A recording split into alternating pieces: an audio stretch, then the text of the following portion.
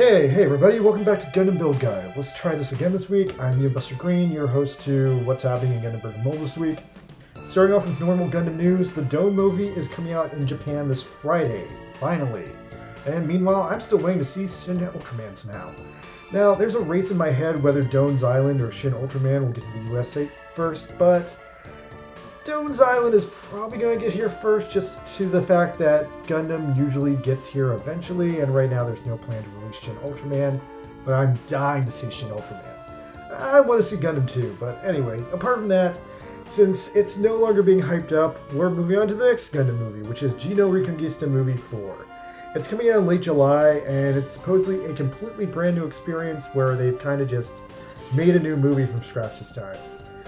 And lastly, to promote the IBO Orphans G cell phone game app, anyone who plays that game will be rewarded with slice-of-life anime cutscenes featuring the IBO characters doing random things at random points in the anime, where there really wasn't time for random stuff like that. However, adding these cutscenes to the game has delayed the game, and it will now be coming out later in the year.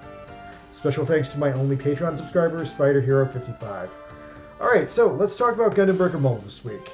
So we have another new 4-star suit on a good banner, but crookedly there's no reason to pull this banner because it doesn't do anything. God damn this game. Just justify the banner or don't put it up. Don't give us this, oh hey, it's a new suit, but there's nothing you get for pulling it. That's such a kick in the balls. Alright, anyway, so this is a slow week, but because it's so slow, I'll do a quick profile on this Gundam. So this 4-star, this no reason to pull the suit, it's the Testnet Gundam. It's a pretty cool design actually. Hails from Gundam Seed Astray. It has your typical Gundam Seed Strike Gundam design, but it has this really gnarly head, which I like. And its only signature original thing is it has this really badass claw arm. So yeah, I did the first step on the banner, I got its head and the guaranteed pull. I can live with that. Now the head and the arm are really the only standout parts, otherwise it's basically very similar to a Strike Gundam or an Astray Gundam. Alright, let's move on to some other not newish content. So the big deal this week was the Dynames Gundam scenario mission featuring the 3-year-old Dynames Gundam or the brand new Dynames Gundam S-Type. Now, everyone I know has been shitting on the S-Type, but it does have one single interesting thing now that I put together.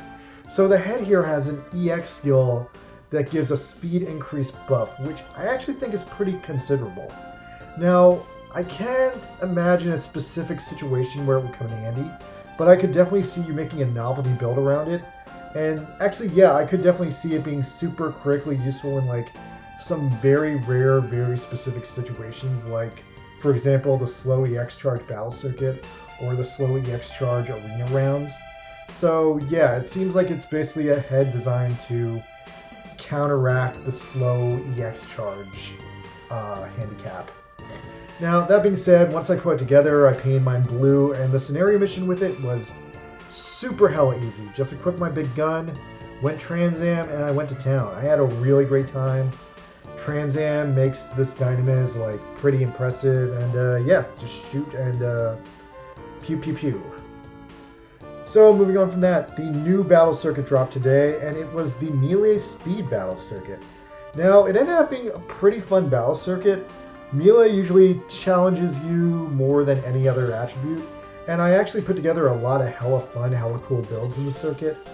I got a lot of cool aesthetic Gundams, and this was probably my favorite suit of the day, like some kind of Barbatos wing mashup.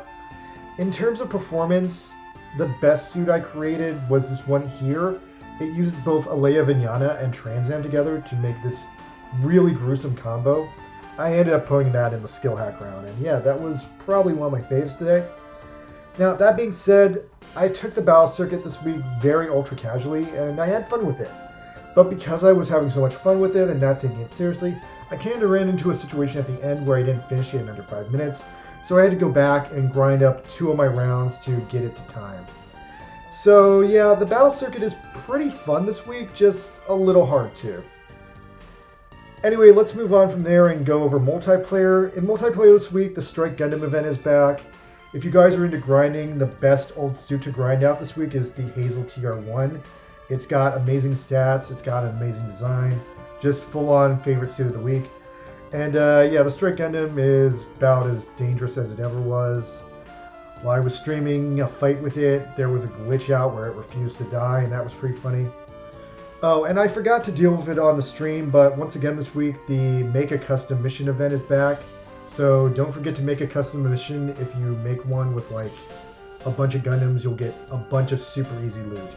And that's about it for this week, guys. It's another boring week now that the game is like in this like kind of like dwindling hiatus period.